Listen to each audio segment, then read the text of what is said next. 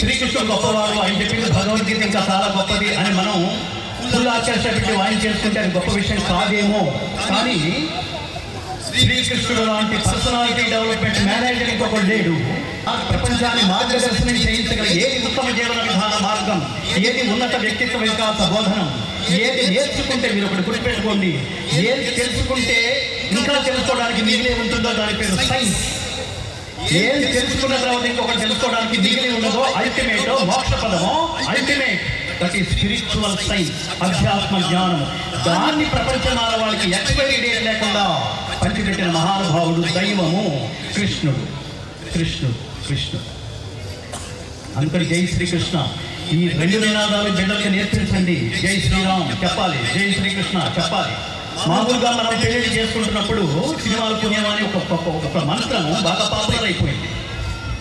మాంగళ్యం తంతునానేనా మమ జీవన హేతున, మమ జీవన హేతున. ఎంతసేపు మమ మమ, నేను నాది, నేను నాది.